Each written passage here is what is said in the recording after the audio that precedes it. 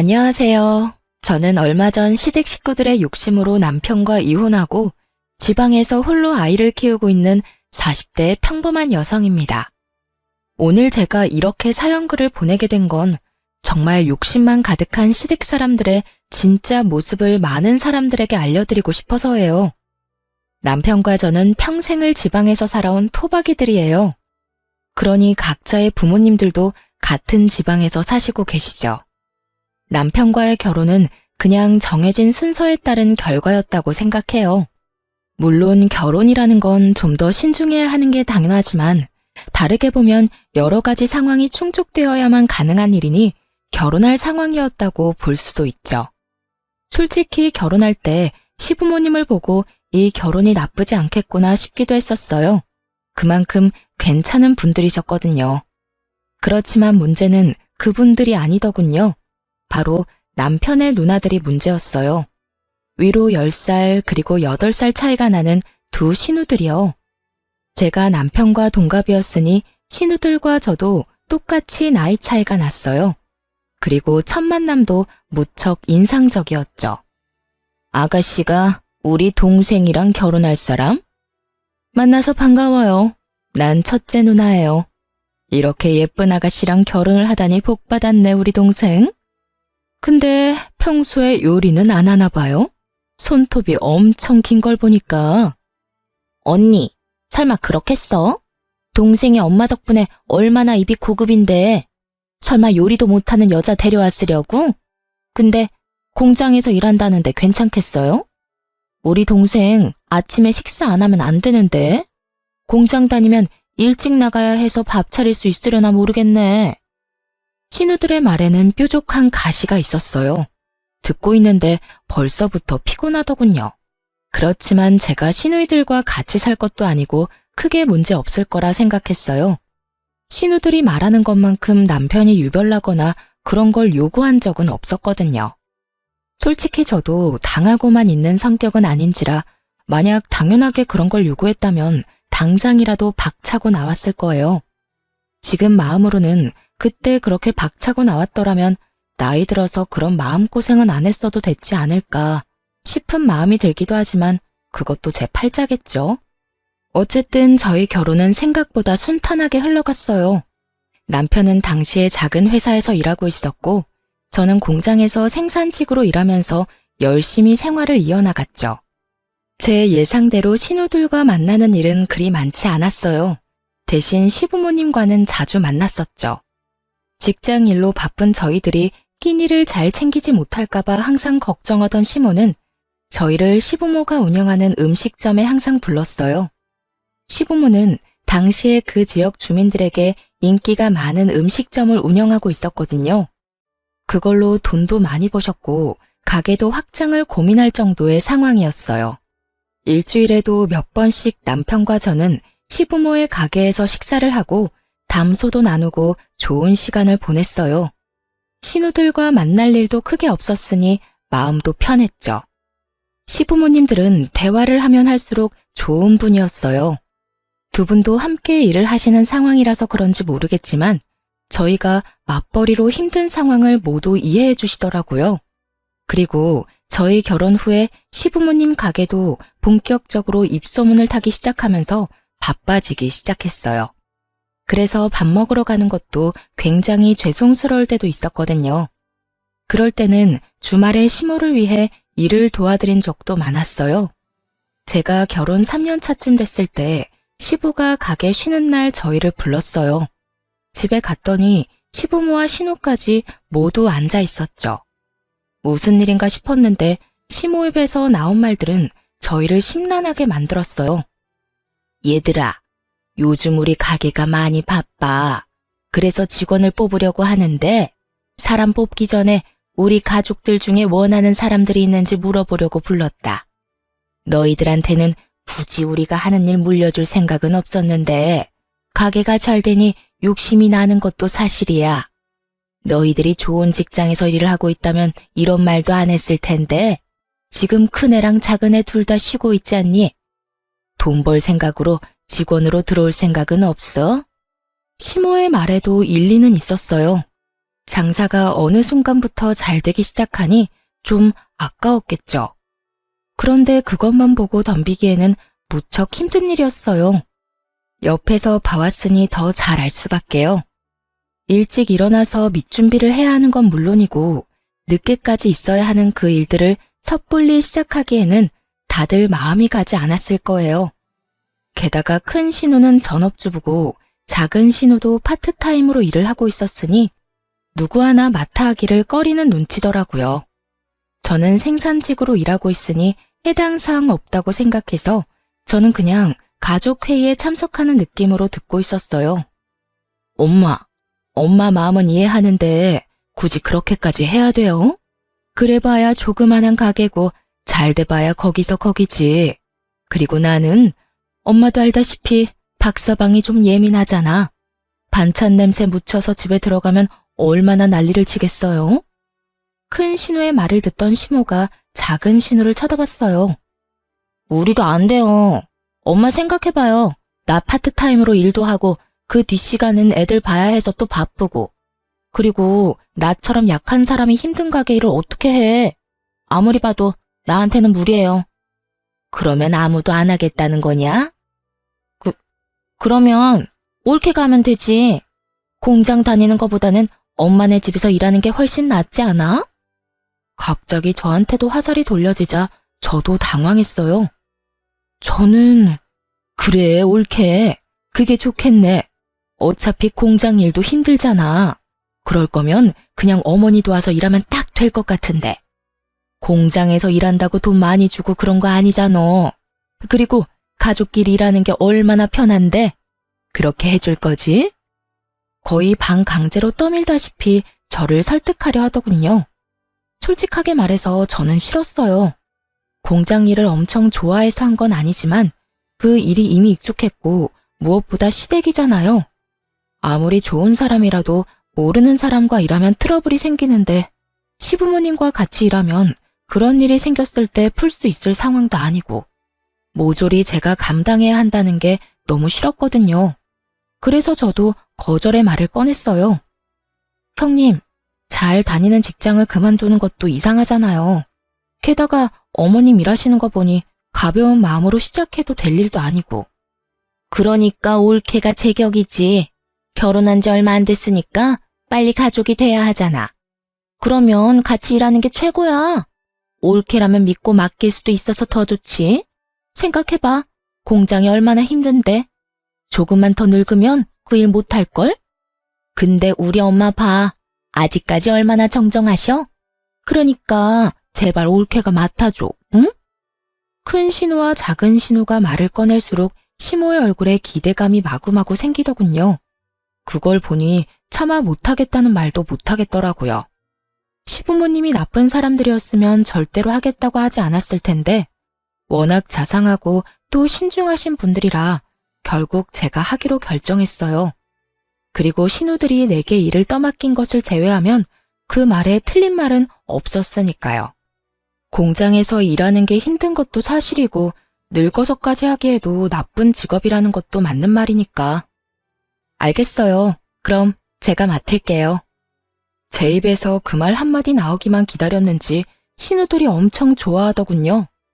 물론 겉으로 티는 내지 않았지만 그렇게 제가 시부모 가게에서 일하기로 하고 가족회의가 끝났어요. 신우들은 귀찮은 일 제게 떠넘기고 기뻤는지 고맙다며 난리도 아니었어요. 그렇게 저는 시모, 시부와 함께 가게 일을 하게 됐어요. 처음 1년은 정말 무슨 일인가 싶을 정도로 일이 힘들어서 정신이 없었는데 그것도 익숙해지면 다 같은 일이라 그런지 점차 몸에 더 익어서 괜찮아지더군요.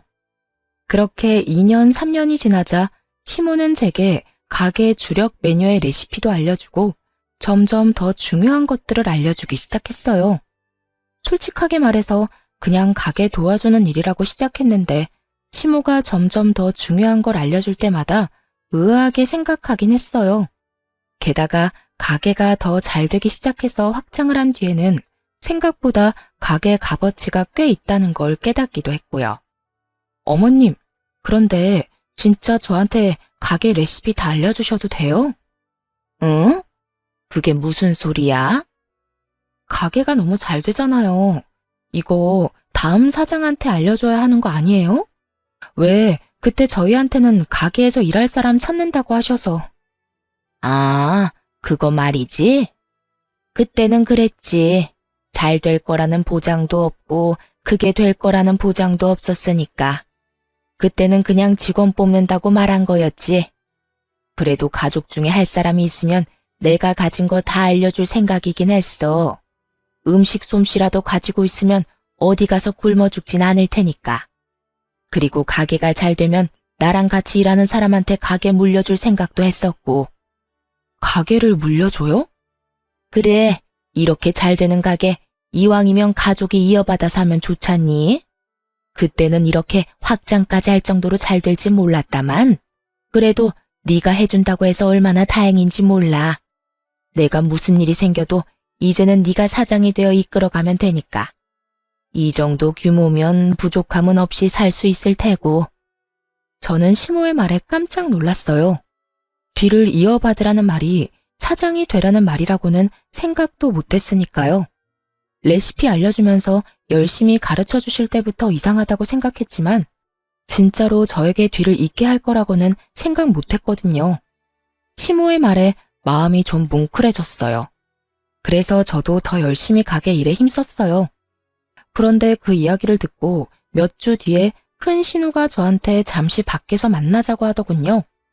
저는 가게로 오라고 했지만 시모 있는 데서는 하기 힘든 이야기라길래 저도 무슨 이야기를 하려나 싶어 큰 신우를 만나러 갔어요. 약속 장소에 도착했더니 큰 신우가 굉장히 화가 난 얼굴로 저를 기다리고 있더군요. 무슨 기분 나쁜 일이라도 있었나 하는 마음으로 말을 걸었는데 큰 신우가 대뜸 저한테 소리를 빽 질렀어요. 옳게, 어떻게 그럴 수가 있어? 네? 엄마 가게 말이야. 엄마가 올케한테 가게 물려주겠다고 했다며? 아니, 어떻게 그 가게를 올케한테 물려준다 그래? 뜬금없는 신우 말에 어이가 없는 건 저였어요. 애초에 두 딸한테 기회를 먼저 준 게 시모였고 그거 귀찮고 싫다고 저한테 떠밀었던 게 신우들이었으니까요. 그런 건 원래 딸들이 물려받는 게 당연하지. 어떻게 엄마랑 일하면서 그런 짓을 해? 아무리 돈에 눈이 멀어도 그렇지. 가게를 홀라당 가져갈 생각을 하냐고. 설마 그거 노리고 그때 일하러 들어가겠다고 한 거였어? 그때부터 작정했던 거냐고. 형님께서 무슨 이야기 하시는지 잘 모르겠네요. 그때 시어머니 밑에서 일하라고 등 떠밀었던 건 형님이잖아요. 그래서 제가 일 그만두고 들어가게 된 거고. 기억 안 나세요? 그랬긴 했지. 그렇지만 그때는 그냥 직원이었지. 그 가게 물려받는다는 거 알았으면 내가 했을 거야. 듣고 보니 참으로 욕심이 가득한 말이었어요. 그걸 숨길 생각도 없어 보였고요. 형님, 제가 하겠다고 한 게 아니라 어머님이 그렇게 정했다고 하신 거니까 어머님한테 여쭈어 보세요. 저한테 이러시는 거 시간 낭비고 서로 기분만 나빠질 뿐인 거 아시잖아요. 그 가게가 지금 당장 내 것인 것도 아닌데 왜 저한테 이렇게 화를 내는지도 모르겠고 이 상황 자체가 정말 어이없다고 생각하거든요. 제 말에 큰 신우가 새침한 표정으로 묻더군요. 그래, 그럼 내가 엄마한테 직접 이야기할게. 어떤 결과가 나오더라도 나한테 원망은 갖지 마. 큰 신우가 그 자리에서 시모에게 전화를 걸었어요. 스피커폰으로 전화를 거는 걸 보니 제 딴에는 시모가 딸한테 사장 자리를 물려줄 거라고 철석같이 믿고 있는 것 같더군요. 그렇지만 그렇게 될 리 없다는 걸 저는 잘 알고 있었어요. 여보세요? 네가 웬일이냐 이 시간에? 엄마, 다른 게 아니라 하나 물어보려고 전화했어요. 혹시 올케 말고 나한테 가게 물려줄 생각은 없어요? 올케가 엄마 밑에서 열심히 일한 건 아는데 그래도 사업은 피부치랑 해야지 며느리가 무슨 말이야. 그러다 걔네 이혼하면 어차피 남인데. 그러니까 내가 대신 들어갈게요. 지금이라도 배우면 되잖아요. 선 넘는 발언도 서슴없이 하는 큰 신우를 보며 저는 고개로 쯧쯧 혀를 찼어요. 왜냐면 저는 시모가 무슨 생각을 하는지 정확하게 알고 있었거든요. 음식점 사장이 애들 장난질이야? 가게 사장이 될 기회를 걷어찬 건 너희들이었어. 그런데 이제 와서 뭐? 나는 가게 소중하게 생각 안 하는 너희들한테 내 가게 맡길 생각 없다. 그리고 네가 가게에 대해서 뭘 알아? 여태껏 엄마 가게에 와서 도와준 적도 한 번이 없는 것이 무슨 가게 일을 넘겨받겠다고 난리야. 바쁘다는 동안 와서 도와준 건 네 올케뿐이었으니 가게는 며느리한테 물려주는 게 당연한 일이야. 네 아버지도 그렇고 나도 그렇고 며느리를 예비 사장으로 이미 확정했으니 다음부터 이런 일로 시끄럽게 굴지 마. 냉정한 시모의 말에 놀란 건 큰 신우였어요. 큰 신우는 시모가 딸이 아닌 며느리에게 가게를 물려준다는 게 도통 이해가 되지 않았나 보더라고요. 시모 성격을 전혀 생각지 못한 거였죠. 제가 옆에서 일하며 지켜본 바로는 성실한 자세, 책임감, 가게에 대한 관심, 딱 이 세 가지가 예비 사장의 덕목이었거든요. 가족 회의에서 모든 가족이 모인 상태에서 이야기를 꺼낸 것도, 일부러 예비 사장 이야기를 꺼내지 않은 것도 모두 시모의 계획이었어요. 관심도 없는 사람에게 자리를 물려줘서 파산에 이르게 하느니 차라리 관심 있는 사람을 지원해줘서 가게를 잘 유지하고 싶었던 거죠. 그걸 모르고 그저 혈연이라는 이유만으로 가게 사장 자리를 탐낸 큰 신우가 시모에게 한 소리 듣는 건 당연한 순서였고요. 엄마, 앞으로 잘하면 되잖아. 옳게도 하는 걸 내가 못할 리도 없고. 그 문제가 아니라고 했지?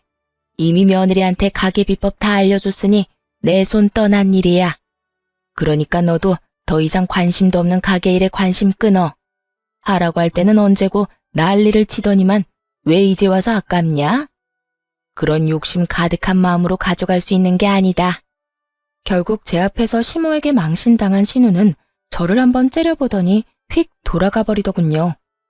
저는 떠나는 큰 신우 등을 보며 상냥하게 말했죠. 살펴가세요, 형님. 멈칫하더니 돌아선 큰 신우 얼굴에 짜증이 가득하더군요.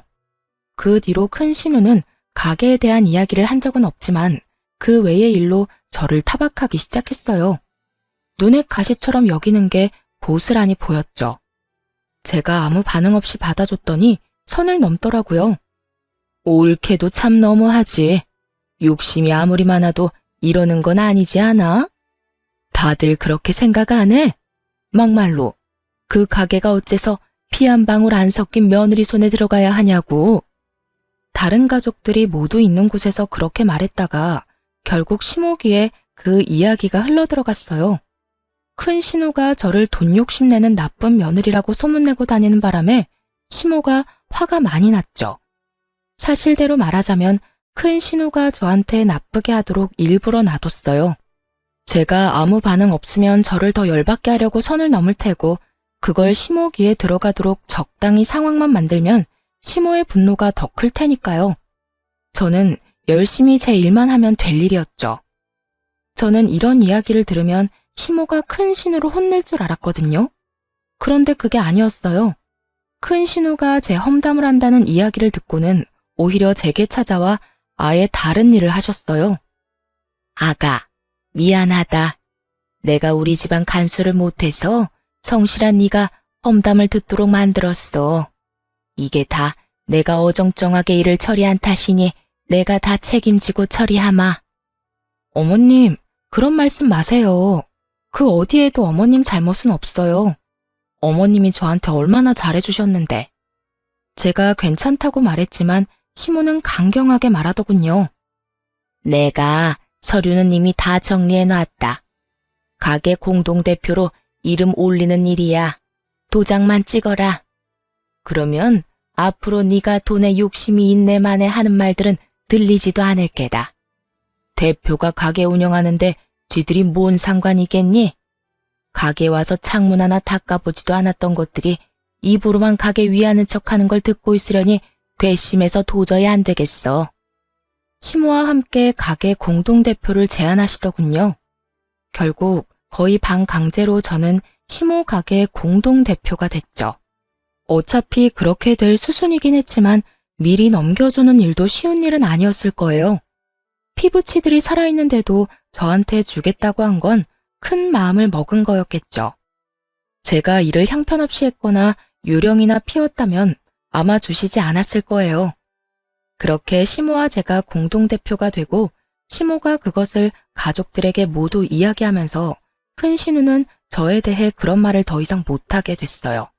시모가 결정한 일에 입을 댔다가는 시모의 분노만 살 일이었으니 말이죠. 그렇게 가게 일도 마무리됐고 그 사이에 안 좋은 일들도 몇 있긴 했지만 그럭저럭 잘 지냈어요.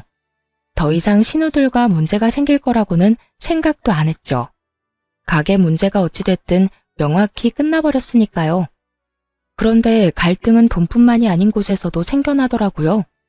결혼한 지 10년쯤 되니 저도 40이 넘었고 시부모님 나이가 70의 끝을 바라보고 계셨어요. 언제까지나 정정할 거라고는 생각도 안 했지만 두 분 다 워낙 일하시는 걸 좋아하시고 또 건강도 잘 챙기셔서 아플 일은 없을 거라 생각했어요. 그런데 겨울 새벽부터 출근한 시부가 뇌졸중으로 병원 신세를 지게 됐어요. 밑준비를 위해 일찍 갔었는데 저와 시모가 없었다면 뇌졸중이 더 심해져 생명을 장담 못했을 수도 있다고 하더군요. 그래서 편마비가 생긴 시부로 인해 저희 부부와 시모는 매우 바쁜 생활을 보내야 했어요. 시부가 연세가 있어서 힘든 일은 못했지만 그래도 가게 돈 계산이나 서빙 같은 건 조금씩 도와주셨거든요. 그런데 그런 시부께서 아파서 병원에 입원해 있으니 누구라도 간병을 해야 했어요. 저와 남편 시모가 번갈아 가며 병원을 오가야 했죠. 그런데 힘든 일은 언제나 몰려오는 건지 친정엄마에게 온 연락은 저를 더 우울하게 만들었어요. 딸, 어쩜 좋아. 너희 아버지 계단에서 떨어졌어. 허벅지뼈가 부러져서 수술해야 된다는데 빨리 좀 와줘, 응? 정말 청청병력 같은 소리였어요. 제가 외동딸이었기 때문에 어머니 말고는 도와줄 사람도 없었죠. 어쩔 수 없이 저는 시모에게 제 사정을 설명했어요. 그런데 시모도 남편도 그날따라 일이 있어서 안 된다고 하더군요. 저희 셋 다 간병을 하니 어쩔 수 없이 간병 안 하는 날은 밀린 일을 처리하곤 했거든요. 두 사람 다 미리 잡아놓은 약속이 있어 시모가 한 가지 좋은 생각을 떠올렸죠. 둘째야, 너 오늘 하루만 아버지 병간호 좀 하거라. 너 아버지 아프고 나서 한 번도 병간호 한 적 없지 않니? 앞으로 해달라고 안 할 테니 네가 오늘만 좀 봐줘. 시모 요구에 작은 신우도 별말 없이 따르는 듯 보였어요. 그렇게 저는 친정아버지 수술할 때 직접 병원에 갔고 놀란 친정어머니를 달래며 각종 보험을 알아봤어요. 그리고 저녁에 완전히 정신적으로 녹초가 되어 집에 돌아왔죠. 그런데 저녁 9시쯤에 작은 신우에게서 전화가 왔더군요. 저는 감사 인사라도 해야겠다 싶은 마음에 전화를 받았어요. 옳게, 어떻게 이럴 수가 있어? 어떻게 시어머니를 시켜서 자기를 나한테 떠넘겨? 그게 어디서 배워먹은 짓이야? 일이 있더라도 나한테 맡길 일이 아니지. 옳게도 며느리가 아니라 가족인데. 전화 받자마자 화내는 작은 신우의 목소리를 들으며 저는 한숨을 푹 쉴 수밖에 없었어요. 아, 형님, 저도 병간호 빼고 싶어서 뺀 게 아니에요. 친정아버지 대퇴골이 부러져서 수술을 해야 한다는데 그럼 어떻게 해요? 아시잖아요. 저는 외동이라 저희 집에 어머니가 의지할 만한 곳이 없어요. 그리고 형님, 아버님 안 보고 싶으셨어요? 간병이 아니라 아버님 얼굴 보는 자리라고 생각하시면 될 일을. 너 지금 나한테 가르치니? 어이가 없어서? 너만 바빠? 나도 바빠. 나도 우리 시부모님 수발 들기 바빠서 몸이 나만하질 않아. 결혼하면 출가 외인이고 각자 집안 챙기는 거지. 왜 남한테 피해 줘가면서까지 일을 떠넘겨? 정말 듣고 있으니 화가 다 나더군요. 시모가 이야기 꺼냈을 때는 그렇게 하겠다며 아주 공손하게 말 듣는 척 해놓고 결국 일 끝나고 저한테 전화해서 화풀이라니. 한마디 더 하려다가 어차피 말도 안 통한다 싶어서 네네 하고 전화 끊었어요. 다음에는 간병인을 고용해서라도 작은 신우는 절대 부르지 않겠다 다짐까지 했죠. 그런데 그 전화 받은 다음 날 작은 신우가 시부 입원한 병원 근처에 있는 어느 상가 빌딩에서 나오는 걸 봤어요. 그런데 그 빌딩은 1층이 뽑기 가게에 위로는 헬스장, 사교 댄스 학원만 있었거든요. 계단을 타고 오르는 걸 보니 헬스장 아니면 사교 댄스장인데 헬스장은 그날 정기적으로 문을 닫는 날이더라고요. 그걸 알고 나니 참 어이없었죠. 시부모 수발 들어야 한다는 사람이 사교 댄스장이나 들락날락거리고 있었으니 게다가 자기 아버지가 아파서 병원 신세를 지고 있는데 그놈의 사교 댄스를 가고 싶었는지 참 열불이 나더군요. 제가 말해봐야 백날 소용없는 짓이고 작은 신우가 귀담아 들을 것 같지도 않아서 속으로만 혀를 차며 조용히 집으로 돌아왔어요. 그런데 말이죠. 며칠 뒤에 저는 뜻밖의 전화를 받았어요. 바로 작은 신우의 남편인 아주버님이 저한테 연락을 했더라고요. 원래 연락을 할 일이 없는 사이고 무슨 일이 있으면 남편과 작은 신우 통해서 말을 전하는 게 더 편한데 직접 제 전화로 전화를 하셨더라고요. 처음에는 모르는 번호라서 아예 안 받으려고 했었죠. 그런데 연달아 연락하는 모양새가 왠지 스팸 전화는 아닌 것 같아 전화를 받았어요. 처남댁, 내가 꼭 처남댁한테 하고 싶은 이야기가 있어서 전화했어. 아, 네, 아주버님. 말씀하세요. 무슨 일 때문에 연락하셨어요? 저는 아주버님이 제게 물어볼 게 있나 보다 싶었죠. 신우를 통하지 않고 연락이 왔으니까요. 그런데 아주버님이 아주 묘한 소리를 하더군요. 우리 와이프 오늘로 벌써 나흘째 장인어른 병간호 중이야. 부모님 아프니 가볼 수 있지. 하지만 그렇다고 해서 우리 부모님도 힘든데 와이프가 자기 친정에만 매달리는 것도 좀 아니지 않겠소? 그리고 장인 댁에는 자식이 셋이나 되잖나. 그러면 간병도 나눠서 해야 맞는 거고. 우리 쪽은 얼마 전에 형님 돌아가시고 나 혼자라 힘든데. 전 당황했어요. 작은 신우는 딱 한 번 저 대신 대타로 뛴 이후에 한 번도 저를 도와준 적이 없었거든요. 그날 하루를 제외하고는 여전히 시모와 남편 제가 번갈아 가며 간병을 하고 있었는데 이런 이야기를 들으니 어이없죠.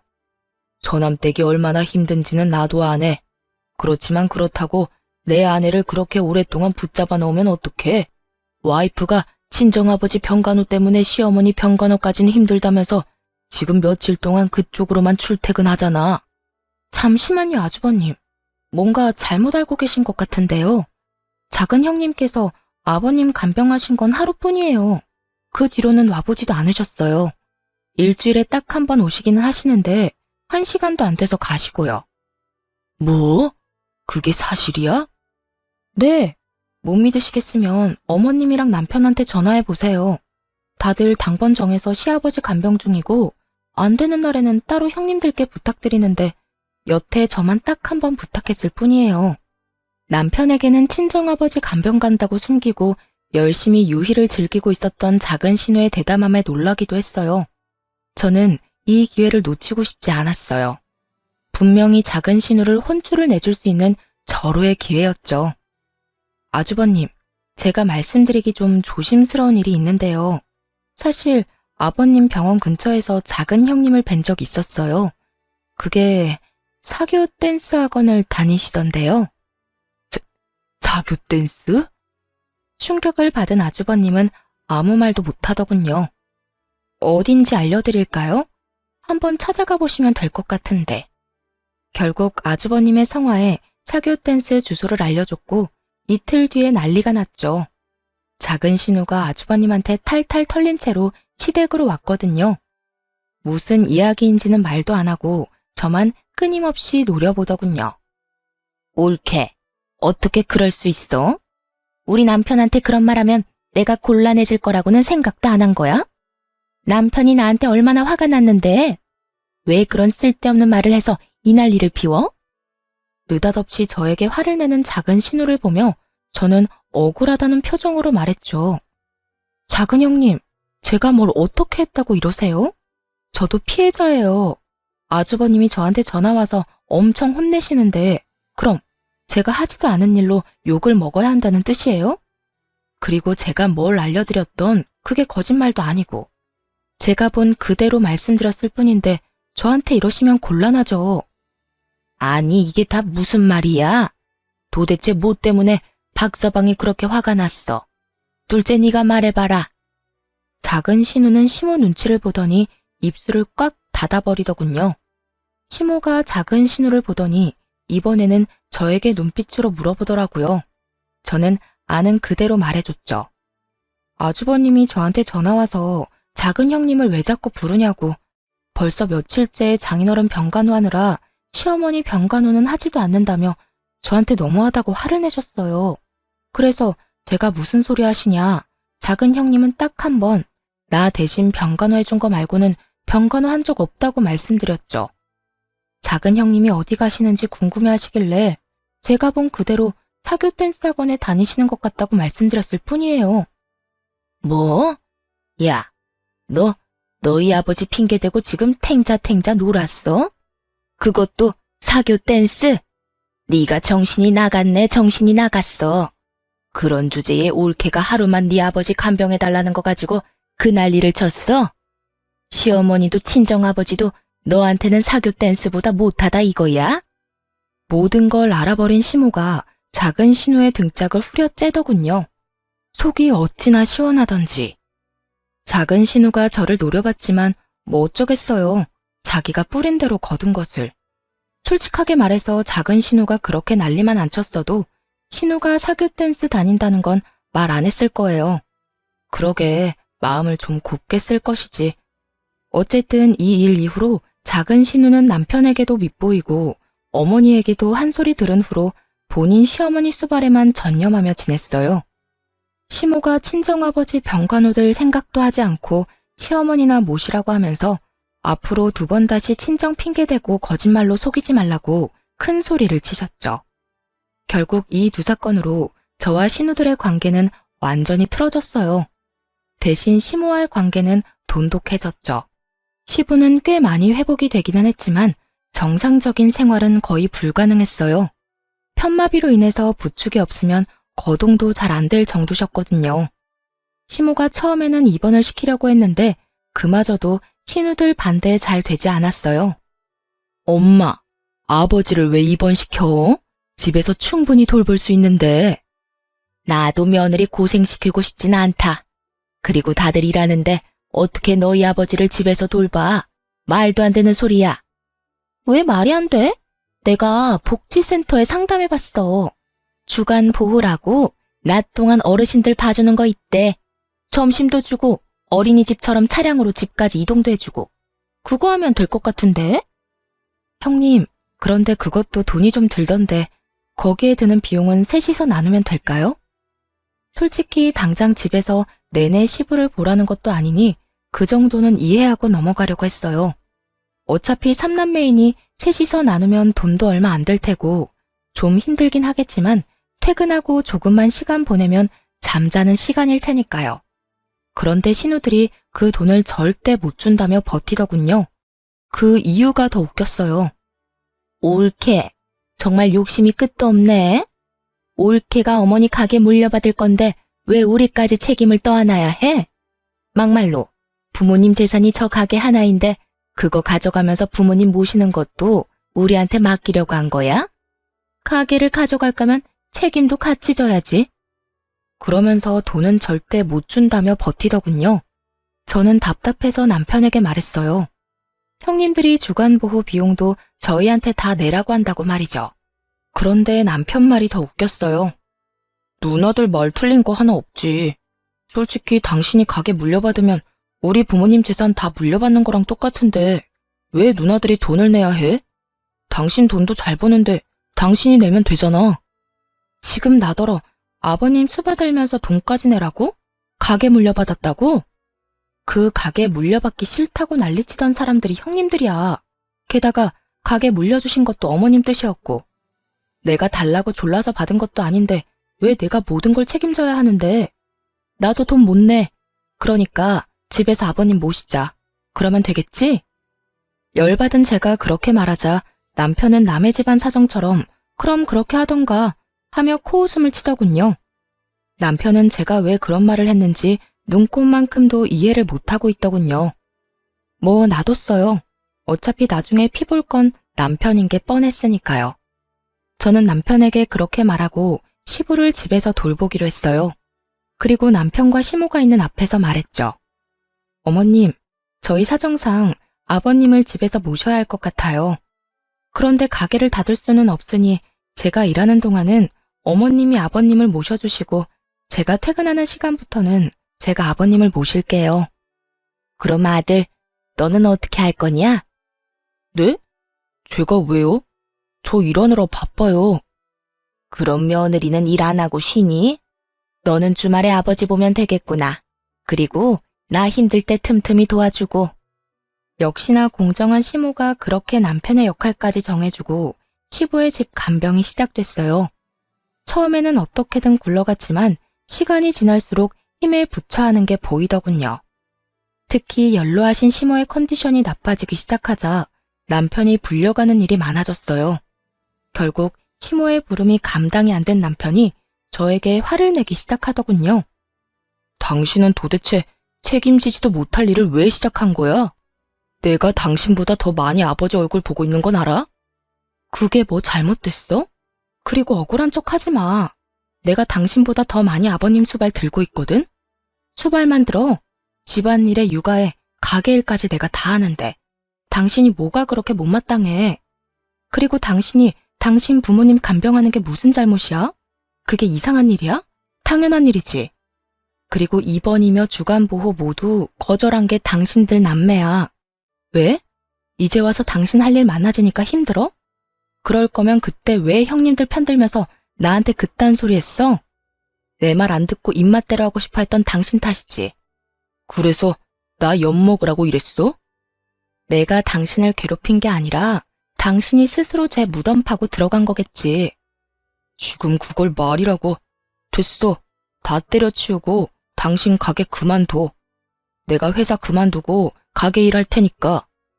갑자기 그게 무슨 소리야? 당신이 왜 회사를 그만두고 가게를 해? 진짜로? 진짜 일 그만두고 가게 일하겠다고? 대체 왜?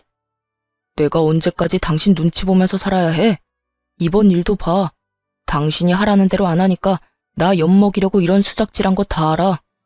어머니 아버지가 당신 좋아한다고, 당신한테 의지한다고 나를 별것 아닌 놈 취급한 건 당신이야. 어이가 없었어요.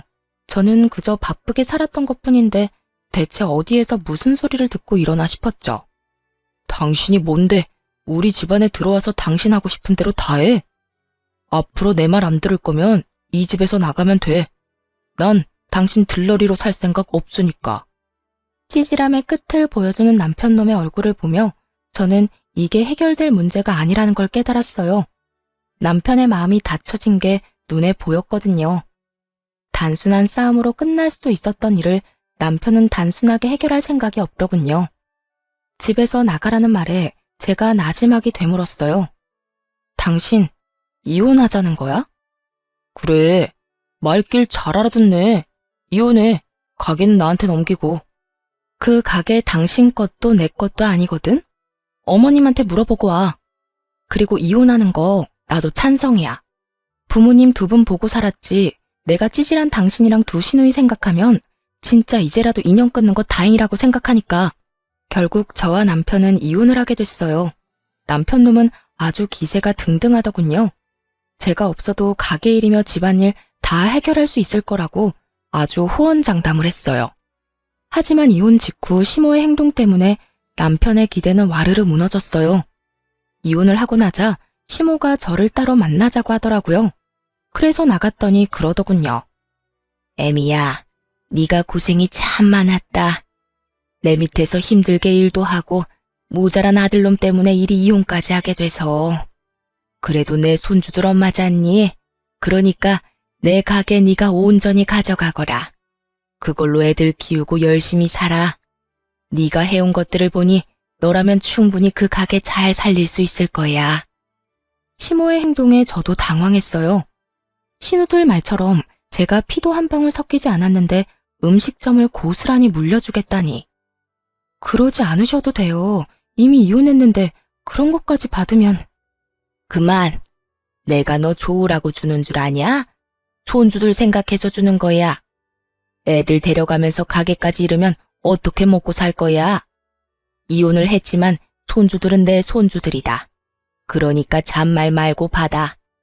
우리는 그간 모아놓은 돈이 제법 되니 괜찮을 거다. 어떻게든 가게를 제 손에 들려주려는 시모 모습에 결국 고마운 마음으로 가게를 물려받았어요. 오로지 단독 대표가 된 거죠. 시모는 제게 가게를 넘기고 가게에 아예 나오지도 않으셨어요. 몇 번 전화 통화를 하니 시부 병간호를 하고 있다더군요. 남편 놈이 버는 돈으로는 간병인을 구할 수도 없고 신우들이 봐줄 사람들도 아니니 어쩔 수 없는 상황이었던 것 같아요. 그런데 그 이후로 시모와의 연락이 뚝 끊겼어요. 거의 1년 넘게 연락이 안 되다가 어느 날 갑자기 전 남편이 가게로 찾아왔더군요. 거들먹거리며 저한테 명령조로 말도 안 되는 말을 짓거리더라고요. 당신한테도 알려야 할 것 같아서 전화했어. 우리 어머니 치매 걸렸어. 아버지 병간호하다가 스트레스 많이 받으셨는 것 같아. 그래서 하는 말인데 당신 우리 어머니 좋아했잖아. 얘 가족의 정을 봐서라도 우리 부모님 좀 돌봐주면 안 되겠어? 가게 걱정은 하지 말고 그 가게 나한테 넘기면 다 해결될 일이니까. 당신은 부모님만 잘 돌봐주면 돼. 그러면 내가 월급으로 돈도 줄 테니까. 정신 나간 소리를 찍찍 해대는 전 남편의 목소리에 저는 코웃음이 다 났어요. 뭘 모르니 저렇게 용감하게 짖을 수 있는 거겠죠? 당신이 병간호하면 되지 왜 나한테 명령질이야? 부탁을 해줘도 들어줄까 말까 한 판에 뭐? 가게 넘기고 부모님이나 돌봐주라고? 한 달에 월급을 1,000만 원을 준다고 해도 안 한다 이놈아. 이 가게에 어머님이 직접 내 손에 들려주신 거 당신은 모르지?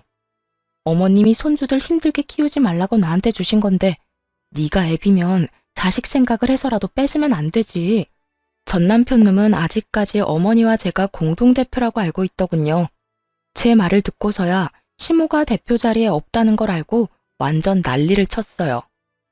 왜 이 가게가 당신 거야? 어머니가 진짜 당신한테 주신 거라고? 이건 뭔가 잘못됐어. 그건 우리 어머니 거라고. 가게 가져갈 생각이라면 꿈깨. 이미 옛날에 명의도 나한테 이전됐고 대표도 나 혼자야. 당신이 가져갈 수 있는 건 하나도 없다고. 제 말에 충격을 받은 전 남편은 부러움에 배가 너무도 아팠는지 생떼를 쓰며 입에 담지도 못할 말들을 저에게 쏟아붓더군요. 그 욕을 들으며 저놈이 제 자식들 아빠라는 게 새삼 부끄러울 지경이었어요.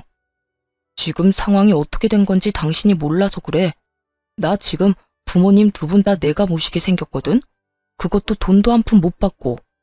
가게라도 있어야 이걸로 누나들을 어떻게든 부모님 수발 들도록 만들 수 있을 거 아니야. 참 대단한 아들이네. 나랑 이혼하고 신우들한테 시부 떠넘겼다며?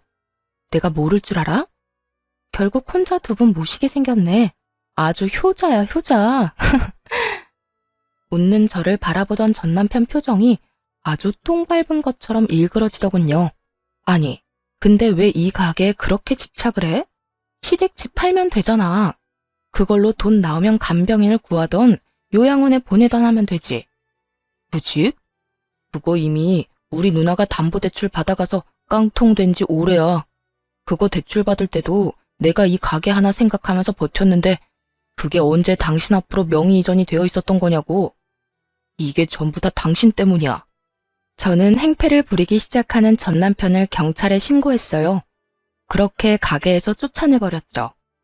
재산이 필요할 때는 시부모와 며느리 사이 이간질하고 알랑방귀 끼어가며 남한테 대리호도 시키려던 자식들이 부모 아프니까 어떻게든 서로에게 떠넘기려는 모습을 보니 이 사람들과 가족의 연을 끄는 게 다행이라는 생각이 들었어요. 이혼을 안 했더라면 저만 더 힘들어졌을 테죠. 그 모습을 보니 시부모가 저한테 가게를 물려주려 한 것도 어느 정도 이해는 가더라고요. 시모에게는 자식이나 다름없는 가게인데 자식들 성정을 알고 있으니 오래가지 않아 헐값에 팔아버릴 거라는 걸 예상한 건지도 몰라요. 이들을 보면서 정말 간절하게 느낀 게 있다면 제 자식들만큼은 절대로 저런 짓 하지 않도록 교육을 단단히 시켜야겠다는 거였어요. 눈앞에 시기와 질투에 눈이 멀어 가족으로 받아들였던 이를 내쫓는 것도 모자라서 늙은 부모를 모시기도 싫어하는 사람들처럼 만들고 싶지는 않거든요. 그래도 다행인 건 이혼하고 힘든 상황에서 저희 아들, 딸 둘 다 의젓하게 잘 자라고 있다는 거겠죠. 더 커서 어른이 되면 저한테 효도를 하겠다며 일하며 자신들을 위해 희생한 어머니가 가장 자랑스럽다고 말하는 아이들 덕분에 오늘 하루도 살아갈 맛이 나는 것 같네요. 여태껏 앞만 보고 달렸어요. 목표라고는 그저 어떻게든 잘 살겠다는 막연한 것만 가지고 살았는데 이혼을 하고 나서야 현실적으로 와닿는 것 같아요. 집안을 지탱해야 하는 가장의 무게와 아이들을 잘 키워내야 한다는 엄마의 마음이 저를 더 노력하게 만든 것 같네요. 앞으로도 진심을 다해 아이들을 위해서 살 생각이에요. 글이 길어졌네요. 지금까지 제 사연 들어주셔서 감사합니다. 좋은 하루 되세요.